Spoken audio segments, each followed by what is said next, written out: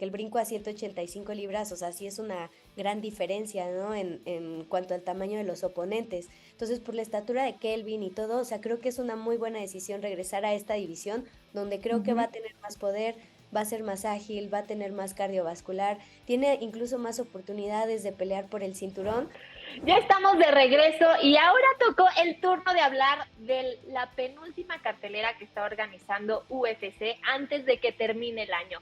Que si bien luego de la lesión que sufrió Dan Hooker, pues obviamente los focos se van en esta cartelera sobre Dariush y Tsarukyan, ¿no? Que se llevará pues todas las expectativas esta cartelera. De entrada Dariush, que viene de perder contra Charles Oliveira y no solamente perdió, sino que terminó con esta racha de 8 victorias que llevaba consecutivas y sabe que de perder, pues obviamente esta situación lo terminaría alejando un poco más de la posibilidad de poder pelear por el título en algún momento. Y Sarukian, que es una promesa en ascenso, que viene de ganar 7 de sus 8 peleas y para los dos va a ser su segunda pelea en este 2023.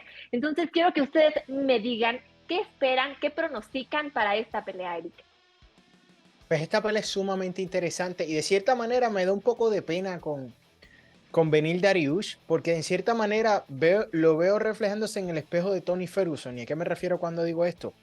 Beneil Dariush ha enfrentado a todos los retadores, a los peleadores a los más difíciles que tiene esta división, que no tienen un título, ¿no?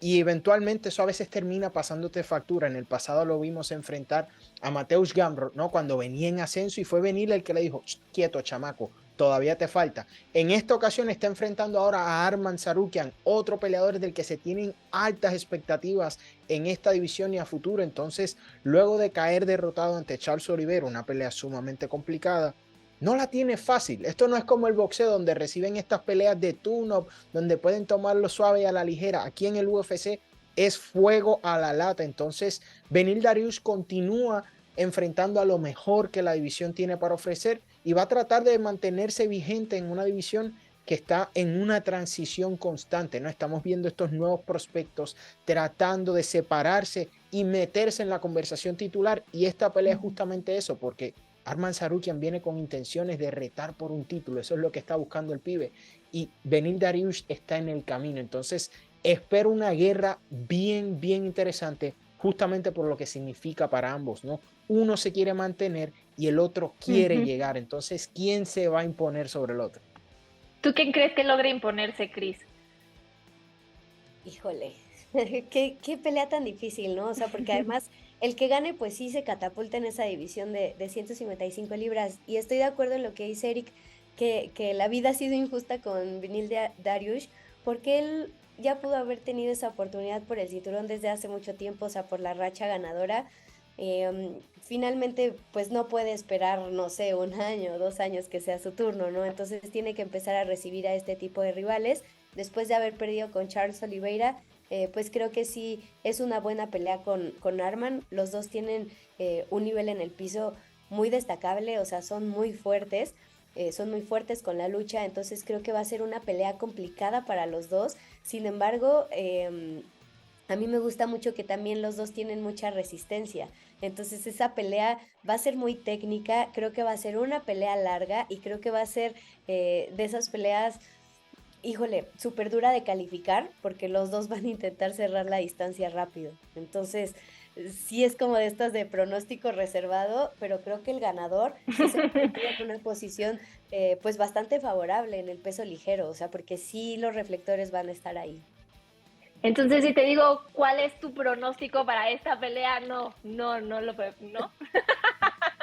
No, La no lo instigadora de Madrid. sí. Y yo quiero saber, Chris, está bien. Lo dejaremos reservado.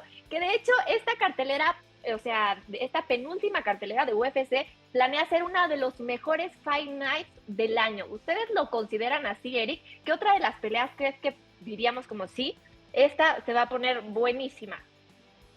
O sea, tenemos que hablar de Kevin Gastelum. Está regresando a las 170 libras, ¿no? Y estamos todos a las expectativas. ¿Podrá marcar el peso? ¿Podrá regresar de forma exitosa? Y lo hemos visto ya en fotos recientes, ya se ve en buena forma física, ¿no? Entonces, sí, Kelvin Gastelum regresando a las 170 libras me parece un peleador que siempre ha sido emocionante, pero que tal vez nunca ha podido cruzar esa barrera, ¿no? Que le ha permitido alcanzar su máximo potencial. Todo el mundo estuvo convencido por muchos años que 170 era la división donde siempre tuvo que hacer campaña, pero bueno, él los dijo, le gustaba comer bastante, por eso hacía campaña en 185. Entonces sí, quiero ver que vuelve a traer Kelvin Gastelum en la 170, porque creo que tiene el talento y todavía está en una etapa de su carrera donde puede hacer una corrida titular si consigue las victorias que necesita. ¿Tú crees, Chris, que ahora que regresa justo a los pesos welter es el renacer de Kevin que podríamos ver o paso a paso? A mí me gusta muchísimo esa decisión, o sea, después de la victoria en Miami, me tocó entrevistarlo, o sea, después de esa pelea, y estaba súper emocional, o sea, y ahí fue cuando dijo, o sea, mi siguiente paso es bajar a peso welter, o sea, porque creo que esa es mi división y ahí puedo tener más oportunidad.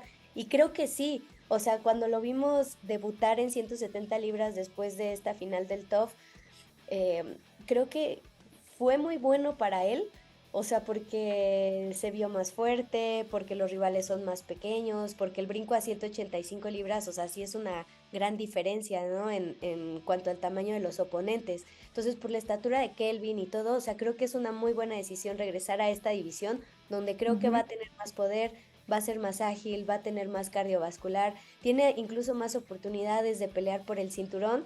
O sea, dio una extraordinaria pelea con Israel Adesanya en 185 libras. O sea, qué le puedes ver ahora a Kelvin cuando baje a peso welter y tenga todos estos chances con la o sea, con toda la variedad de peleadores que hay en esta división, ¿no? Entonces creo que es una excelente decisión, lo hemos visto en las entrevistas previas en redes sociales, se ve excelente, o sea, creo que nunca había tenido ese tipo de disciplina, porque además en su mente él está súper enfocado y lo ha dicho, o sea, yo estoy más feliz que nunca porque veo muchísimos beneficios en estar cortando este peso y estar llegando a esta división. Entonces creo que aún lo mejor de Kelvin Gastelum está por venir. Está por verse.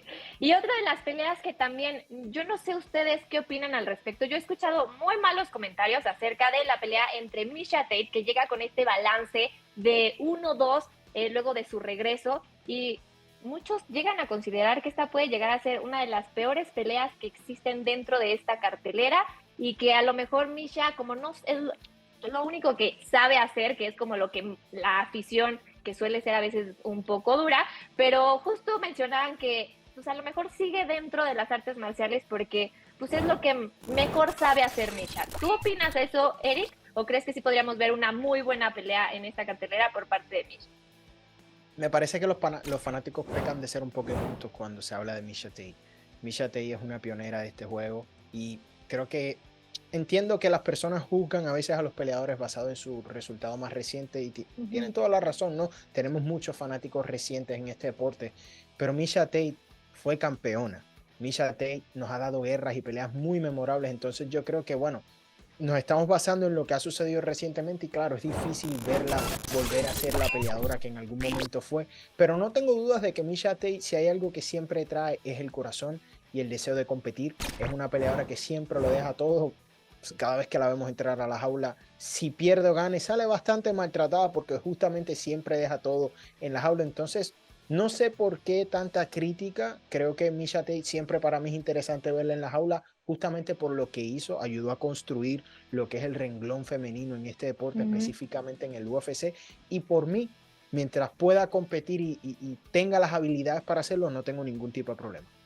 ¿Tú crees que es una peleadora infravalorada, que es como la llegan a catalogar, Chris? Que dicen que a pesar de que es pionera y ex campeona de Street Force, y UFC, consideran que es una peleadora que a lo mejor ya debería retirarse y dejar a un lado este deporte.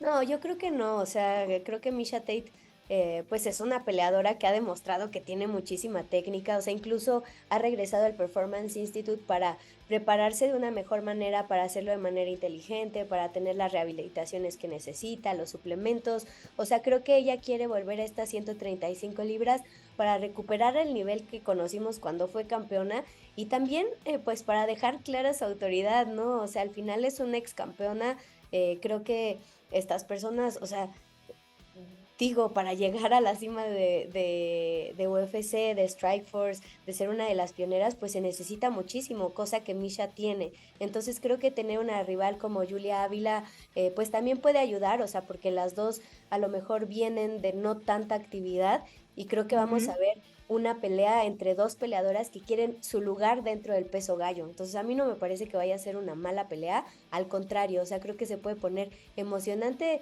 en el striking porque a Julia Ávila le gusta mucho intercambiar, pero Misha es súper buena en el piso.